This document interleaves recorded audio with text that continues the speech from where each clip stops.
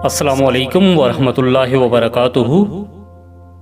ایک بزرگ ولی اللہ جناب داؤد طائی رحمۃ اللہ علیہ سے منسوب ایک حکایت ہے کہ ان کے شہر میں ایک عورت بیوہ کیا ہوئی کہ اس پر مصیبتوں کے پہاڑ ٹوٹ پڑے۔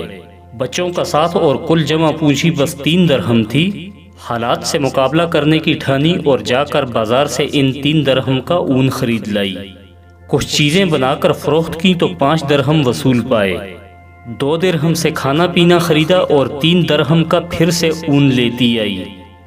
اس طرح کچھ دن گزر بسر کیا۔ ایک دن بازار سے کھانا پینا اور اون لے کر گھر کو لوٹی۔ اون رکھ کر بچوں کو کھانا پینا دینے لگی کہ ایک پرندہ کہیں سے اڑتا ہوا آیا اور اون اٹھا کر لے گیا۔ عورت کے لیے اپنی کل کائنات کا یوں لٹ جانا بڑا افسوسناک تھا۔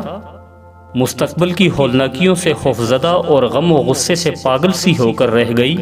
دوسرے دن سیدھا حضرت داؤد طائی رحمۃ اللہ علیہ کے گھر گئی اور ان کو اپنا قصہ سنا کر ایک سوال پوچھا، کیا ہمارا رب رحم دل ہے یا ظالم؟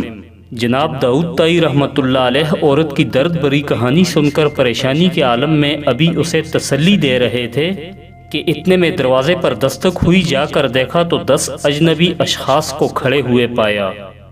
ان سے آمد کا مقصد پوچھا تو انہوں نے کہا، حضرت ہم جس سمندر میں سفر کر رہے تھے کہ ہماری کشتی میں ایک سوراخ ہو گیا۔ پانی اس تیزی سے بڑھ رہا تھا کہ ہمیں ہماری موت صاف نظر آ گئی۔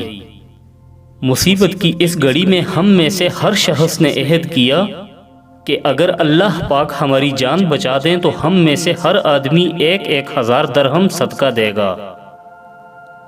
ابھی ہم یہ دعا کر ہی رہے تھے کہ ایک پرندے نے کہیں سے ہماری کشتی میں اون کا ایک گولا لا کر پھینک دیا، جسے ہم نے فوراً سوراخ میں پھنسایا، کشتی کو پانی سے خالی کیا اور سیدھے یہاں نزدیک ترین ساحل پر آ پہنچے۔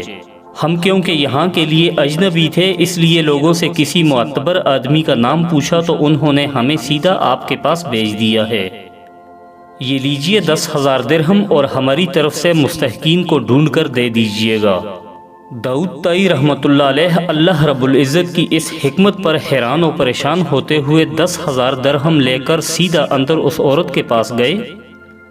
سارے پیسے اسے دیتے ہوئے کہا، اب میں تم سے ایک سوال کرنا چاہتا ہوں کہ کیا تمہارا رب رحم دل ہے یا ظالم؟ بیوہ عورت داؤد طائی رحمۃ اللہ علیہ کے چہرے کو تکتی رہ گئی۔ اس کی آنکھوں سے اشک جاری تھے، گویا اس کے جسم کا ہر حصہ ہر بال رب کے شکر میں ڈوبا جا رہا ہو۔ میرے عزیز بھائیو، اللہ کی تدبیریں ہماری سوچ سے کہیں بہتر ہیں۔ اللہ کا شکر ادا کریں اور اس کی ذات پر مکمل بھروسہ رکھیں، وہ کسی کو تنہا نہیں چھوڑتا۔